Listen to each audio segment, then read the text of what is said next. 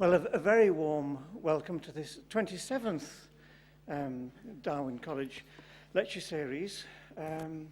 As you'll, I'm afraid it's wetter inside than in tonight, so hence the blankets.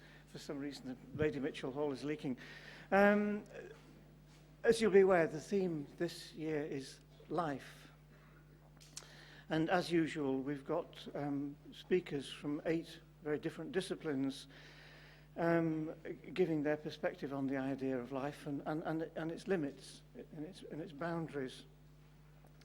But less usual, you'll have probably noticed from the programme that very few of our speakers are going to have to travel far to get here. Most are from Cambridge. Indeed, actually, most of them are from Darwin College. However, this isn't the result of parsimony arising from the financial crisis. Quite the contrary. Once again, we're deeply grateful to Richard and Anne King for their generosity in supporting the series. The reason for this apparent parochialism is quite different. In many ways, it's an indulgence. This is the 12th and last series which I shall introduce as Master of the College. And Andy Fabian and myself, who put together the programme, thought that it was a shame not to take advantage of the fact that there are in Cambridge and quite close by some of the outstanding speakers and communicators about their subjects, some of whom, alas, you're more likely to see on television than to hear give a lecture. So we thought we'd have the home team, and I'm very confident that they will be outstandingly good.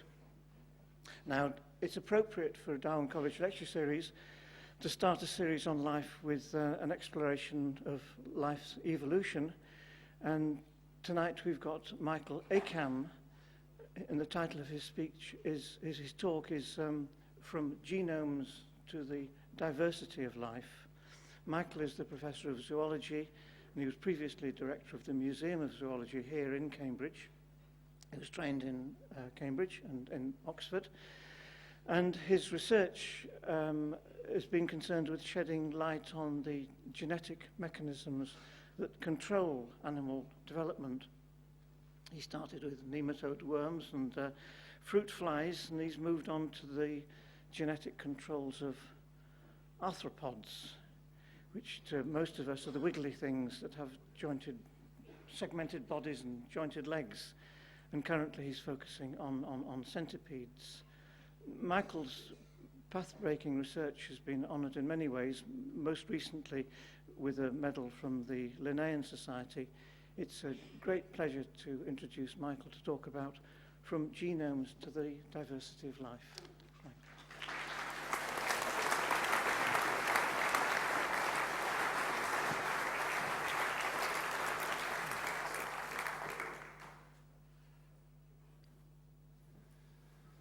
It's a great pleasure to be here giving the first of this year's Darwin Lectures. Our genomes are the complete set of genetic instructions that we carry within us.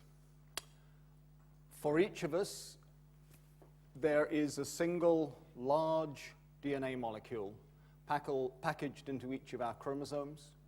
And those chromosomes, copies of those chromosomes, are packaged into the nucleus of every cell. There are a few little bits of the genome that lie outside the nucleus. I'm going to ignore those today. This genome carries the coded instructions to make, directly or indirectly, all of the large and complex molecules that make up our body. And our own genome, together with indirect contributions from the genomes of our parents and our parents' parents and so on back through many generations, provides all of the information, all of the heritable information that allows those components to be assembled into a body during our development, that specifies how that developing body will interact with the environment to alter itself as it matures, and then how the fully adult organism, animal, will behave and reproduce throughout life. So genomes are important, and studying genomes is interesting. I think sometimes people think that the genome is the only level of biological organization that it is interesting to study at the moment. And that, I think, is a very wrong view. You cannot explain all of biology just by looking at genomes any more than you can explain the weather by thinking about the quantum behavior of atoms. But genomes do have remarkable things to tell us. And I want to explore just a very few of those things today. I am going to leave out huge areas of biology. In particular, I'm not really going to talk about what we have learnt from the human genome sequence about medical issues or indeed the nature of man himself.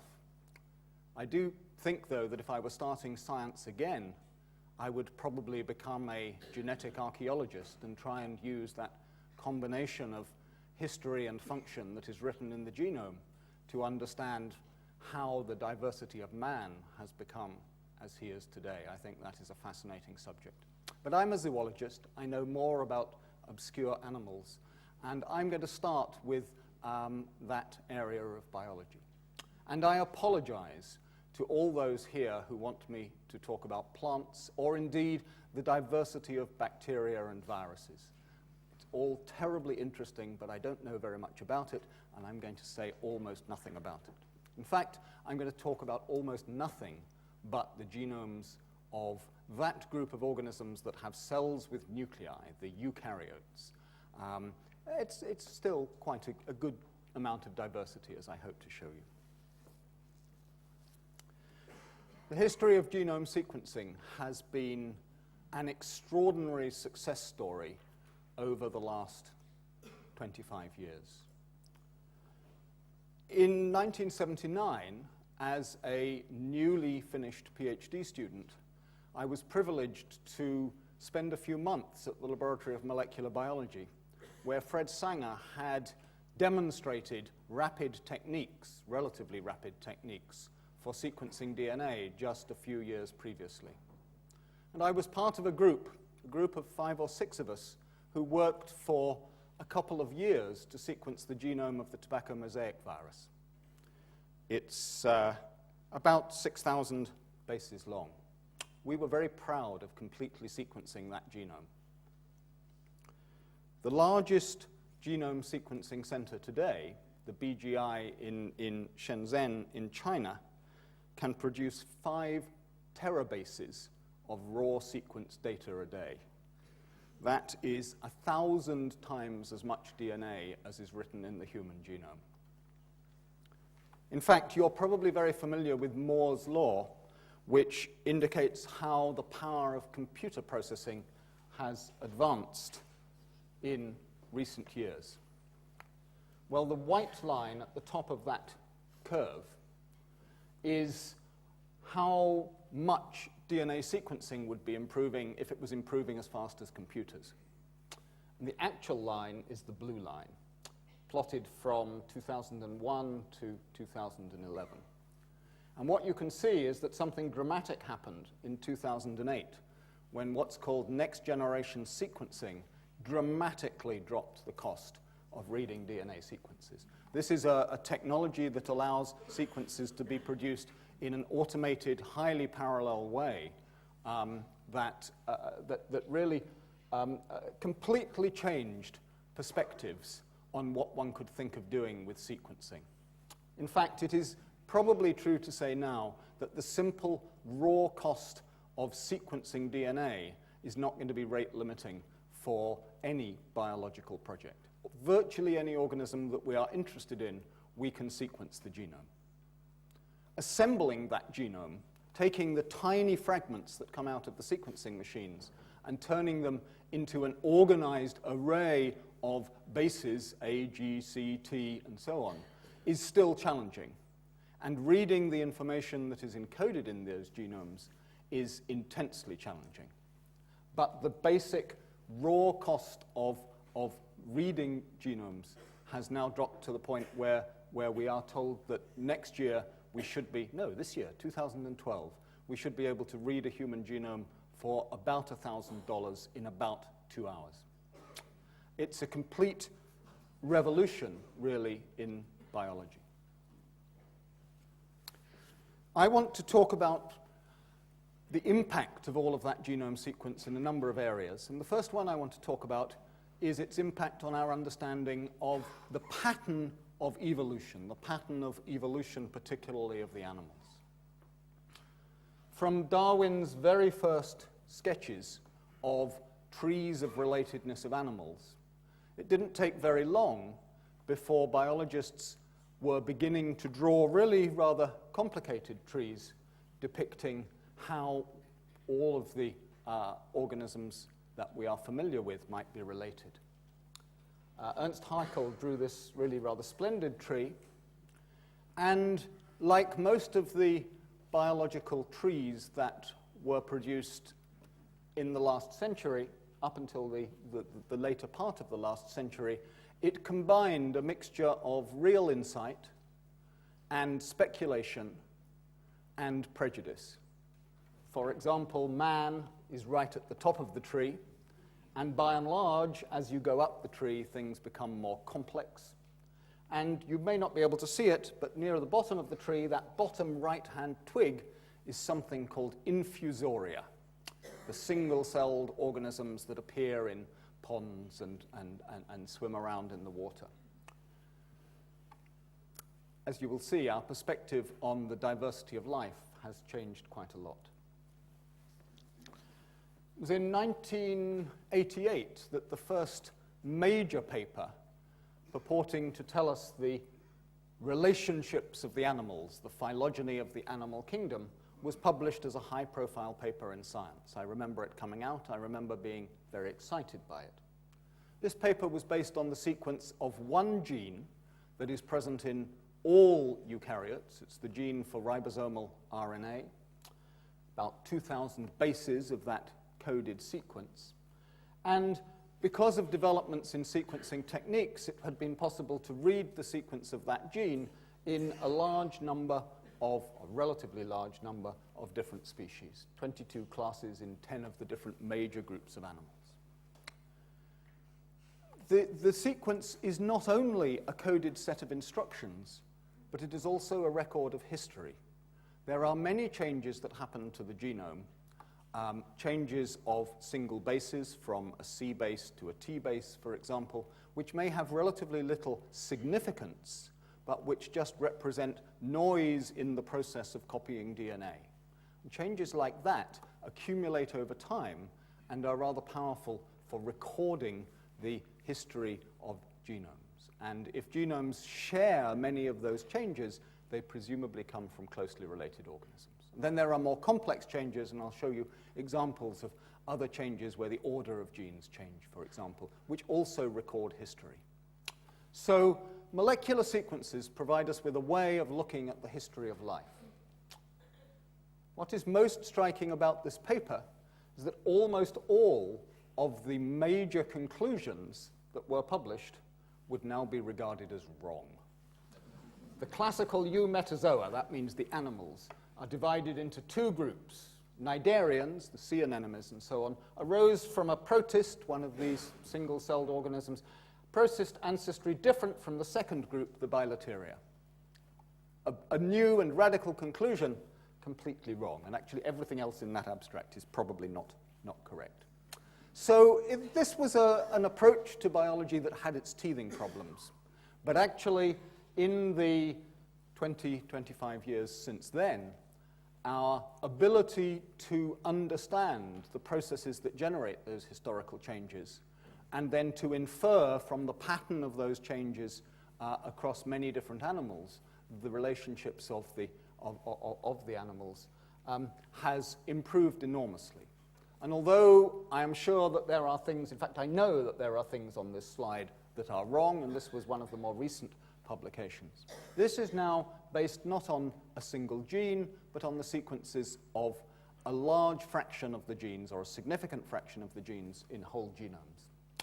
And it's providing us with a pattern of relationship that is much more robust and in some respects very surprising, almost as surprising as those early erroneous conclusions.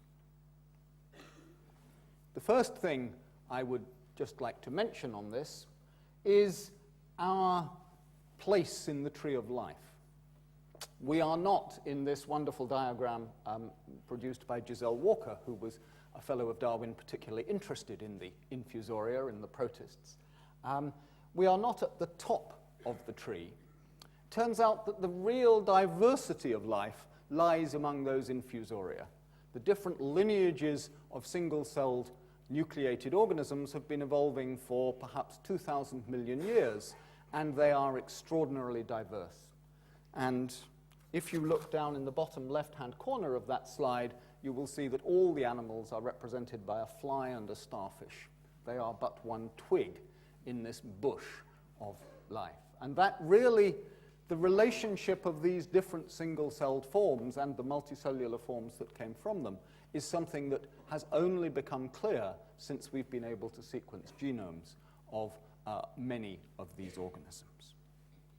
In fact, 10 years ago, when I began to teach lectures on animal diversity, I had no idea where in that bush of genetic lineages animals arose. There were ideas that they came from ciliates. I don't seem to have a pointer, no matter. There were ideas that they came from some of the animals in blue, or the organisms in blue. There were ideas that they came from amoebae. But we now have a very good idea of the lineage of single-celled creatures that is at least our closest relative among those that have been studied so far. And it turns out that it was a very old idea that was correct. A man called Saville Kent, working in the 1880s, had noticed that one lineage of those single-celled organisms, so-called choanoflagellates, they're these rather delightful cells shown in panels A and B there, that have a single flagellum that makes a current of water, and then a collar around it of very fine tentacles, which filters particles out of that column of water and allows the cell to absorb them to feed. He noticed that those choanoflagellate filtering cells were extraordinarily similar to filtering cells in sponges. You may not think of sponges as animals, but they were recognized long ago as sharing many characteristics with other animals, and are confirmed as one of the basal branches, one of the earliest diverging branches of the tree of life. For about 100 years after this hypothesis was put forward, it was simply one of many competing ideas about the origin of animals. But one of these choanoflagellates, the genome was sequenced. It's an organism called Monoceca brevis, sequenced in 2008. Sequenced, I might say, because there were a number of hints from earlier studies that Saville Kent might have been right. And it is now very clear that he was right. This single-celled organism swimming in the sea, and these are quite abundant organisms, shares many genes uniquely with the rest of the animals that are not found anywhere else in that great diversity of forms. So we would guess that the last common ancestor of all of the animals with a unicellular form might have looked something like one of these choanoflagellates. And it turns out that choanoflagellates are actually rather good at switching from being single cells to being small groups of cells. When, under certain feeding conditions, it's better to be a large than a small unit, they stick together and they move around as these clumps. And so this might be a model for the type of organism that gave rise to all of the rest of the animals.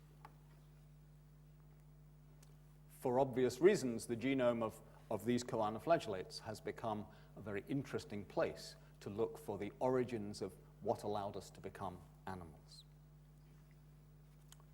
I'm going to go right to the opposite end of the phylogenetic spectrum, the tree of animals, if you like, just to illustrate one other aspect of the diversity of animals where genome sequences have helped us. 3 pictures of animals on the slide. a European mole, sort of animal that might pop up in the middle of your lawn, a Cape golden mole, which might pop up in the middle of the garden if you lived in South Africa, and an African elephant. Obviously, I wouldn't have put that slide up if the obvious pattern of relationship was true. And I'm cheating a bit, because it's been known for a very long time that golden moles are not actually close relatives of our European moles, but are something else. If you look at the details of their skull and their structure, comparative morphology recognized that they were something different. But, of course, convergence has been very powerful in restructuring the body, in making those two animals with rather similar lifestyles look the same. And that made it extremely difficult to figure out where they should go in the tree of the mammals. In fact, it is the golden mole and the elephant that are the closer relatives. Sequencing the genome of mammals in the last 10 to 15 years has revealed that there is a group of species that share a large number of genomic characteristics that identifies them as being more closely related to one another than they are to any of the other animals. And they don't look very similar. The golden mole is a relative of the tenrex there. You can see the aardvarks, the elephant shrew, which only superficially looks like an elephant and is a mouse-sized creature rather than an elephant-sized creature. Dugongs, manatees, and so on. Many of these were organisms that had been, or species that had been hard to place, but I don't think before the molecular sequences began to arrive, anybody put all of them together in the same group. My colleague Rob Asher in the Museum of Zoology is particularly interested in this group and characteristics that they share. And what I think is now almost universally accepted is that this group of animals represents a single lineage that are all more closely related to one another. And I've just put in one piece of evidence of the sort of evidence that shows this. In our genomes, as well as the useful genes that encode parts of our own structure, there are also sequences that are there largely for their own purposes, to copy themselves and make extra copies of themselves in the genome. And these genes can jump from site to site in the genome and insert into new positions. When a gene jumps into a new position, it's quite likely to stay there and not leave, and that gives you a signature in the DNA that all the descendants of the ancestor where that happened will share. And this is a little bit of the sequence. You won't be able to read it at the bottom, but you can see that all those mammals at the top have basically no sequence in a particular place where all those Afrotherian mammals share the insertion of a sequence. It's many of these rare genomic events, the insertions of jumping genes or other reorganizations of the order of genes on the genome, which provide additional information as well as just the sequence of bases to indicate that those mammals really are more closely related to one another than anything else. What that suggests is that geography is actually much more important in the history of the evolution of mammals than perhaps was previously recognized, because all of those lineages appear to be lineages that diversified early on in Africa, and that's the reason why they've been called these Afrotherian mammals. This is just one example where dramatic radiation and diversification of species has made it very difficult to see what their ancestry is, but there is sufficient information in the genome to tease that history apart. I could go on for this lecture and many more about the things we've learned about the relationship of animals, but let me move on to what is in a genome. there are all sorts of information in genomes, but when you sequence a genome, this is actually a little bit of the sequence of my favorite centipede genome. When you sequence a genome, it doesn't leap out at you. This is the first few hundred bases, and this particular fragment that came out of the assembly of our sequence goes on for another 500,000 bases, and it would all look pretty much the same. It's actually a very interesting part of the genome, but just looking at the bases is not enough. You need a computer to look at those bases and try to interpret it. And there is an industry of people who are spending their lives finding how to generate and display data from genome sequences in ways that is useful. For example, you can find which bits of the genome are translated into messages. You can find which bits of the genome look like bits of other genomes where we do know what they do. You can find which bits of the genome stay the same in closely related species rather than diverging quickly. And in this genome browser, all those different sorts of evidence about how the function of that DNA might work can be depicted in an enormously condensed version. This is a picture of the whole 500,000 bases of that particular fragment. And then the computer can make guesses about what that evidence means. And the guesses are those funny little diagrams in the middle of the picture which indicate where it thinks there are genes. The little arrows between bits are where it thinks there is a bit of gene that is an intron, and the squares are where it thinks there's a bit of gene that is coding for message. And it's really a depiction of gene structure. And with these wonderful programs, you can zoom in and blow up until you actually see the final sequence of bases. But rather to my surprise, I mean, I'm a novice in this business of trying to read genomes. Rather to my surprise, it is still quite difficult just to figure out how many genes there are in a genome. Certainly these computer programs are not perfect at it.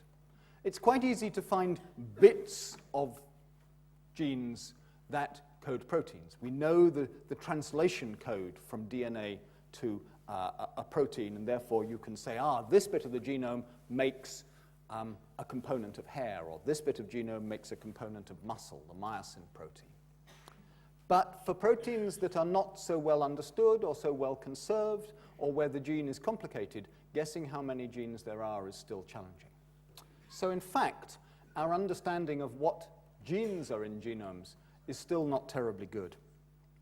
There's quite an interesting history here. Before we had the sequence of any mammalian genome, the general guess from geneticists was that fruit flies might have 5,000 genes, and mice, mammals, humans might have 100,000 genes, 20 times as many. In fact, when I was thinking about this, I seemed to remember discussing this with Martin Evans 20 years ago. Martin was then my colleague in the Wellcome CRC Institute. Since then, he's won the Nobel Prize for discovering mouse stem cells, and now he's in Cardiff. But in the time-honored tradition of arguing about what might be true, we had a bet as to how many genes there are in the mouse. I thought that it would actually be more than 100,000 genes to make a mouse. I was very familiar with the fruit fly data, and I thought that a human being was a lot more complicated than a fruit fly. Martin at that time was not so sure. He thought it would be less than 100,000. I have to say Martin was absolutely right, and I have never bought him a fine walking stick, which I owe him. But anyway. So when genomes were sequenced, and this is a picture from 2002, there was a comforting trend in the size of genomes as organisms became more complex. I've actually got some bacteria on this slide. So bacteria, single-celled infusoria like yeast, baker's yeast, for example, 5,000 genes would be a good guess. Fruit flies, nematode worms, Caenorhabditis elegans, the worm that Sidney Brenner started with, 10 to 20,000 genes seemed to be the sort of estimates that were coming from the first analyses of the genome. And the early analyses of mammals, mice, humans, suggested not as many as 100,000, but perhaps 40,000 genes that made proteins. Actually, that's been revised downwards quite substantially. the genome programs were probably not recognizing how genome analysis programs were not recognizing just how big some of the genes were, and that the actual correct number was rather smaller than that. And in fact, the difference in gene number between humans and fruit flies is now disturbingly small. Indeed, you probably don't have as many protein coding genes as that little weed, Arabidopsis, in your body, which I think surprised most biologists. Gene numbers are not a very good indicator of complexity of organisms. This genome of the sea anemone Nematostella was sequenced in 2007, a few years ago, and that made that problem even more acute. This sea anemone is believed to be a representative of one of the very early branches of the animal kingdom. This is a simplified version of that complicated phylogenomic tree. Everything that you probably think of as a proper animal is in those green, blue, and red boxes on the left, all the worms and flies and snails and fishes and so on. And then there's a few groups that appear to be deeper branches, earlier emerging bits of the tree of life. The very deepest is a sponge, and it looks as if actually the very earliest radiation of the lineage that gave rise to us was a radiation that gave rise to several different lineages of sponges. But the sea anemones belong to a group that diverged from the rest of us very early. So any complexity in the genome of a sea anemone that is shared with the complexity of those so-called bilaterian animals, the more complex animals, represents complexity that had already evolved right down at the bottom of that tree, at the beginning of the radiation of the animals. I'm sorry, this is a very complicated slide, but let me just talk through it very briefly. It's a slide that plots the number of genes of a particular gene family called Wnt genes in the genome. You don't have to know what a Wnt gene does, save that the Wnt genes encode signaling molecules that are absolutely critical for almost all aspects of development, for the organization of your brain, for the elongation of your vertebral column, for the patterning of almost every organ in the body. Without Wnt's, you would not get very far in embryogenesis. There are Wnt genes in all the animals that have been looked at, but at the time when this slide was made, there were far more Wnt genes in humans than there were in, say, fly or worm genomes. Those crosses mean genes that had been found in human but had not been found in flies or nematode worms. And the interpretation of that slide was that that meant that the humans had invented all these new genes to help them become more complex. And then that sea anemone genome was sequenced, and it turned out that an awful lot of the genes that were missing in flies and worms were actually already present in the sea anemone. And the conclusion from that is that actually flies and worms have been streamlining their genome. They've been throwing genes away, but that the early common ancestor that we share with the sea anemone had already invented, if not every single copy of a Wnt gene that is already in the human genome, at least 9 out of the 10 different families, recognizably different types of this Wnt signaling molecule. That surprised everybody. What on earth is this animal that has just a few cell types and very little complexity doing with all those genes? We really don't know.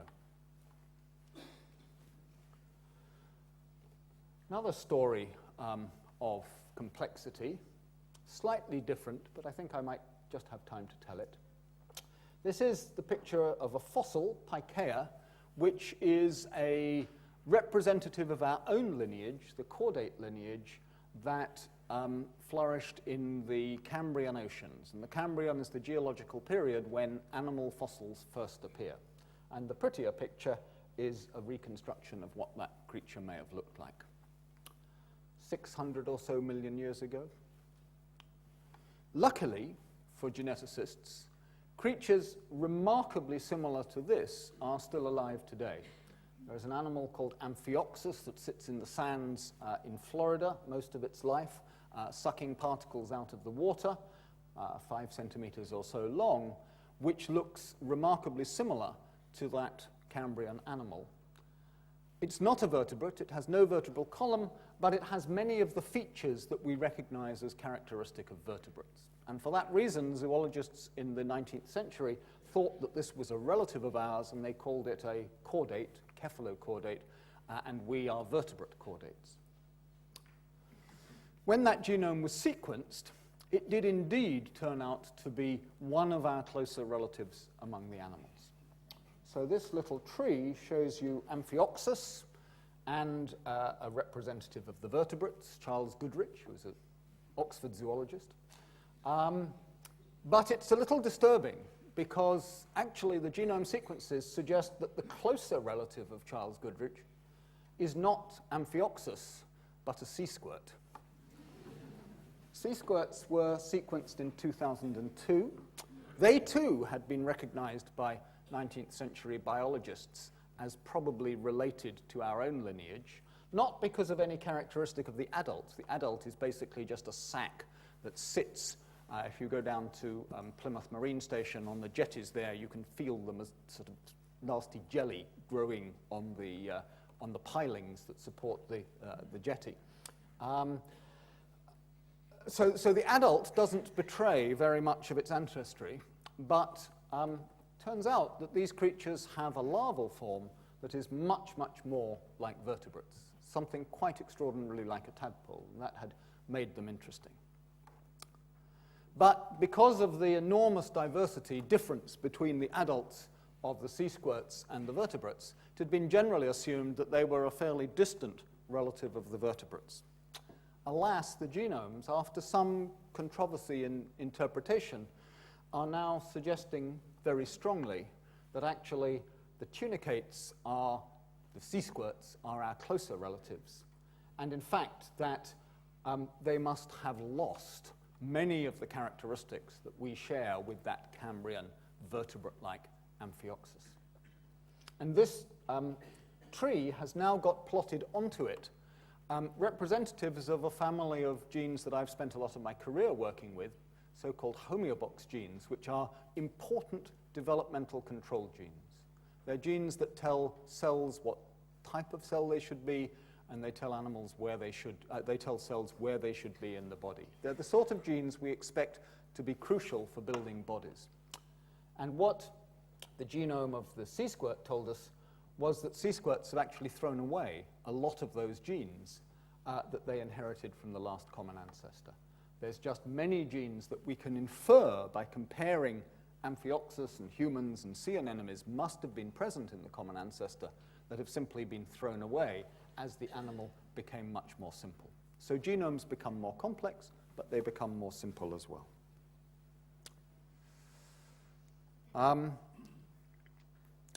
One of the ways in which animals became more complex when they became multicellular was to invent new cell types.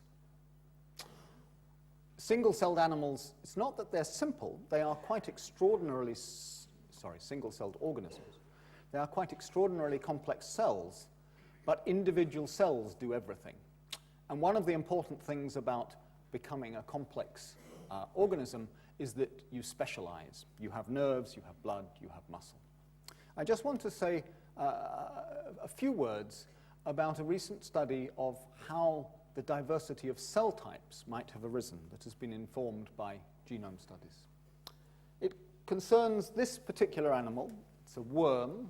It doesn't actually look anything like as pretty as that lithograph, unfortunately. The colors, I think, are optimistic. But it's a marine worm, the sort of creature that if you're a fisherman, you might be digging out of a muddy beach to use as bait. We think of that as a simple animal, but actually it is quite complicated. But this marine worm has a larva that is wonderfully simple. It's a swimming larva that has cells with beating flagellae around the side, or cilia, that enable it to move around in the water column in the sea until it settles down and transforms, metamorphoses into a worm.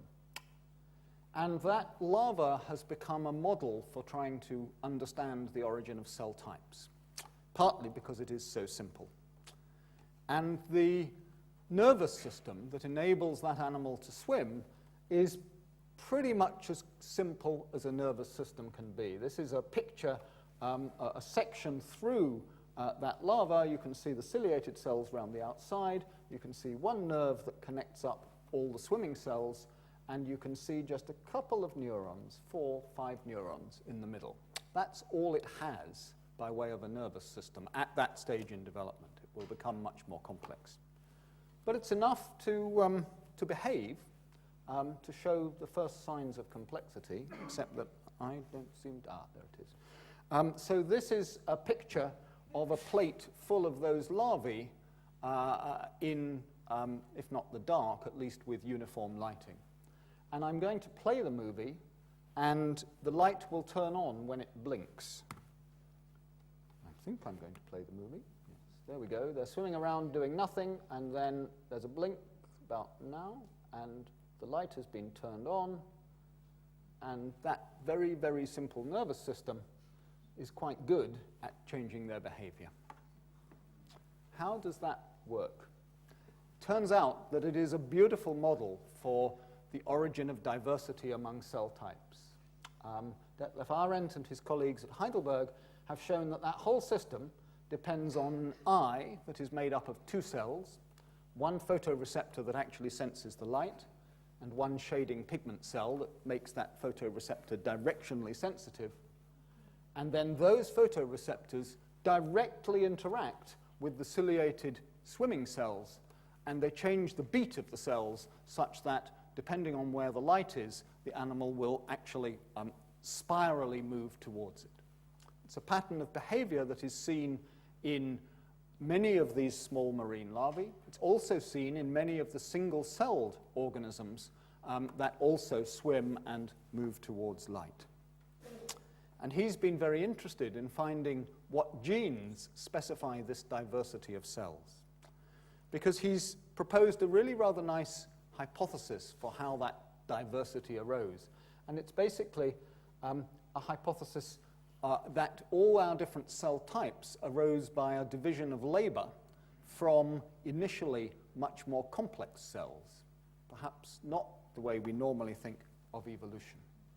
Let me just go through this a little bit. If you look at a flagellate photosynthetic unicellular organism that needs to swim to the light, or indeed, if you look at the photoreceptive cells in a box jellyfish, the cell that senses the light also contains pigment and also has the swimming flagellum, and it is the direct effect of the light on that cell that changes the way that cell itself drives the swimming behavior. So, ancestrally, we suspect, or Detlef suspects, that there were multifunctional cells, and that this first step towards making a much more complex organism, the first step to building a nervous system, actually involved splitting that complexity such that each of the separate cells could then become much more specialized. And the reason he thinks that is that looking at the set of genes expressed in the photoreceptor cell and the shading cell, for example, it turns out that they share many of the critical control genes that specify cell type, those homeobox genes that I mentioned earlier, and many other sorts. In fact, in terms of a molecular fingerprint, they are more similar to one another than either is to the photoreceptor cell or the shading cell in the adult eye. And he suggests that this is evidence that that complexity of cell types has actually arisen by what you can think of as a tree of the origin of cell types, analogous to the tree of the origin of species or the tree of the origin of genomes, but that we can begin with this molecular fingerprinting to actually plot how the diversity of cell types arose. I don't have time to go into that in more detail, but the extraordinary thing is that by collecting these molecular fingerprints, these sets of genes that are expressed in particular cell types, he is beginning to be able to draw comparisons between the cells of this annelid worm and the cells in vertebrates, and to suggest that both the vertebrate nervous system, our own nervous system, and the worm nervous system are actually built around a set of rather conserved units where we can still read, in the way the genes are expressed, the history of how some of those cell types have changed and diversified.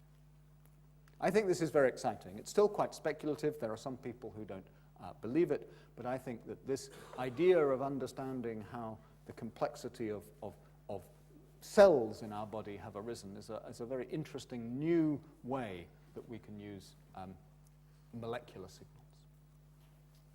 But just making cells different from one another is not sufficient to make organisms. You not only have to make cells, but you have to put them in the right place. Some animal species are quite extraordinarily good at putting cells precisely in the right place. It was realized in the 1890s that if you looked at snail embryos and you looked from individual to individual, you could see that the pattern of cells in the cleaving embryo was exactly the same. So constant, in fact, that you could give a specific name and number to every cell, and you could indicate which of the cells in the early cleaving embryo would give rise to which cells in the later embryo. And indeed, not only could you predict where the cell had come from, but by looking at the middle stages, you could predict what that cell would become. A particular cell, say the cells marked in red in that middle diagram, would go on to make particular muscles or particular skeleton structures or whatever. Putting cells in the right place is a critical invention of being a complex animal. It's really the invention of embryology. Now, this particular lineage of animals, the snails and annelid worms and their relatives, have taken it to an extreme. We are nothing like as careful as that when we make our own embryos. But all animals have to pattern their embryos somehow so that cells know where they ought to be, whether they're part of the head or part of the tail. And one of the surprising stories that came out of early comparisons of how genes are used in building embryos is that there is much more in common than we might think in organisms that appear to be radically different. This is an old story, but I've chosen a slightly new slant on it. I've chosen to illustrate it with a comparison of vertebrates, ourselves, mice, fish, and acorn worms. Now, you may not be familiar with acorn worms. Again, they're another of these marine groups that burrow in the sand, but they don't look much like us. And if you wanted to put a coordinate system on the embryo of an acorn worm, this is the embryo of an acorn worm, developing embryo, you might be quite hard-pressed to say how you would compare that animal with a developing fish or mouse or human. But when you look at that critical set of genes that control the specification of the embryo, these transcription factors, genes that tell other genes to turn on and off to make particular sorts of cells, it turns out that there is a quite extraordinary degree of similarity in the early patterning of this acorn worm and a typical vertebrate. And vertebrates are all rather similar at this early stage in development. So you don't need to read any of the labels, but the colored bars indicate the domains of the embryo where a particular gene is expressed. The head end of a vertebrate expresses a subset of genes, and it is those same genes that are expressed in that proboscis of the acorn worm. And then there's the midbrain region of us, which expresses a different set of genes in the early embryo, and that collar region of the acorn worm expresses the same genes. And then in the back end, there's the famous Hox genes, which tell our neck vertebrae to be different from our chest vertebrae, to be different from our lumbar vertebrae. And the same set of genes expressed in a similar array of domains is doing something in the very boring back end of that worm. We don't know what it's doing, but underlying that diversity of form, there is some sort of conserved coordinate system that seems to be present. Actually, not just in these two representatives of one lineage, but it's largely preserved across all of the animals. I could have drawn similar pictures with a fruit fly, for example. In fact, that's true for the anterior-posterior axis. Very similar sorts of comparison suggest that another very old idea is true for our dorsal-ventral, our back-to-belly axis. Geoffroy Saint-Hilaire, famous French biologist of the 19th century, looked at vertebrates, and he thought that there was perhaps a relationship between the organization of the vertebrate body plan and the organization of the lower animals, as he would probably have called them. For example, vertebrates have a dorsal nerve cord in green and a ventral aorta in red. And all you have to do is to turn them over, and you get an animal with a ventral nerve cord in green and a dorsal aorta in red, which looks remarkably like a typical arthropod. So he actually proposed that vertebrates and invertebrates, or many invertebrates, were sharing a common ancestral organization, but that there had been an inversion of our back-to-belly axis. Cuvier, Baron Cuvier, who was the most powerful zoologist of the time, absolutely trashed the argument. I mean, he rubbished Geoffroy Saint-Hilaire, and the idea died. But it was resurrected repeatedly over the next 150 years. And it now looks, from exactly the same sort of data I showed you for the anterior-posterior axis, that he was right, that actually vertebrates and almost all other animals use the same set of genes to pattern their front-to-back axis, their back-to-belly axis. But vertebrates have indeed reversed the orientation. So what specifies the middle of the belly, the ventral side of a fruit fly, is the same family of molecules that specify the middle of our back, where our nerve cord develops. It does have a slight complication. You have to propose that our mouth is now not in the position that it was when we first evolved. And there's lots and lots of wonderful argument about that. But Geoffroy Saint-Hilaire was probably right. Right, I should be stopping very soon. So if so much is the same, if there is so much conservation in the genetic makeup, the set of genes that make proteins, the organization of genes that specify our axes, what is it that is generating the wonderful diversity of animals, in this case arthropods, that we see today? We probably have to change the way we are thinking about genes to approach this. Genes don't just make proteins. That's the biochemist's view of a gene when you're thinking about what happens to the gene downstream when it's transcribed and translated and makes a protein. But there's something that happens upstream, something that happens with the bits of DNA that are not actually making the protein, but are telling the system where and when to make that protein. There are regulatory elements upstream of genes that receive signals. They receive signals from their own cell, they receive signals from neighboring cells, they receive signals from hormones, they may receive signals from light, from all sorts of sources, and they integrate that information to produce an output, which is whether a gene is on or off. This is an idea that a very influential biologist called Eric Davidson at Caltech has promoted, that we really ought to be looking at genes as much as a microprocessor as we are thinking of it just in terms of part of a machine tool. And if you think of genes as microprocessors, then the way genes talk to one another, the way they interact, is really a network. It is like a circuit diagram in the sense that the activity of one gene will affect another component in the system, will turn it on, will turn it off, will tell a cell that it should be making hair now, and then stop making hair or make it a different color in a little while.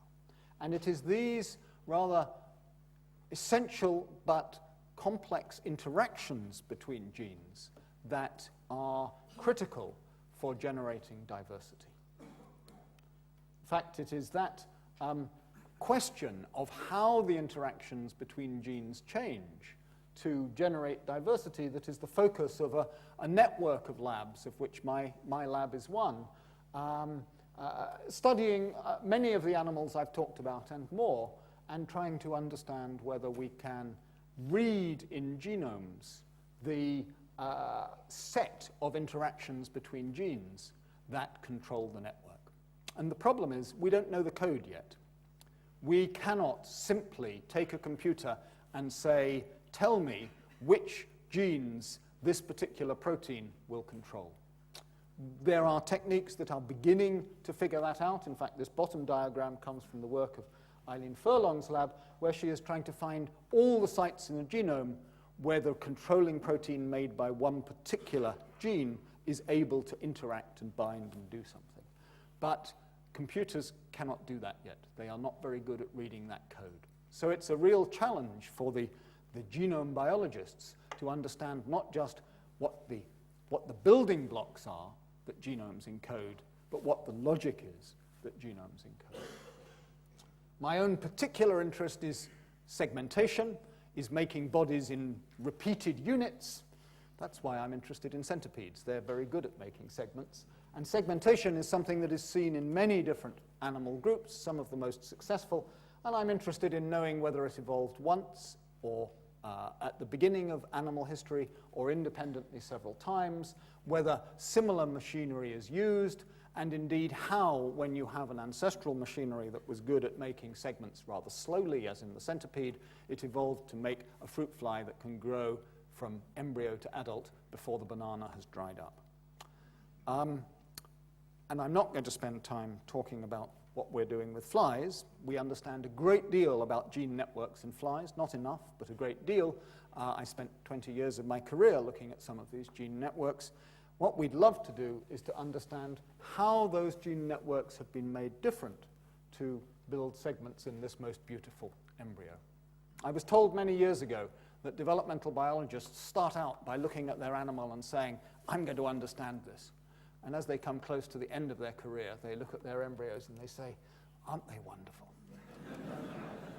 And maybe I'm getting close to that stage of my career now, but I still think there's interesting things to do by way of understanding how genomes make animals. Thank you.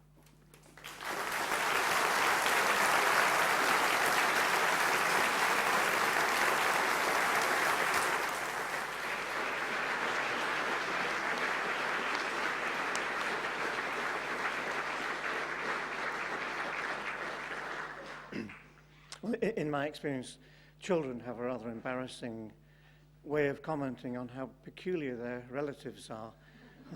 They don't know half of it, do they? Sponges, sea squirts.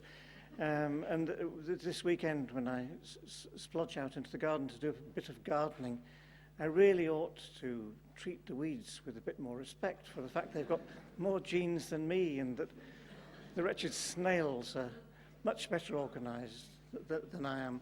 As a sort of economist, I find it really fascinating that cell development appears to function on very Smithian lines of specialization, of sort of pin factory specialization. Michael, that was a lovely lecture. You've not only given us a wonderful impression of what we do know about the development of species and the development of life, but also very good insights into why we know it. And it's a wonderful start to our series. Thank you very much.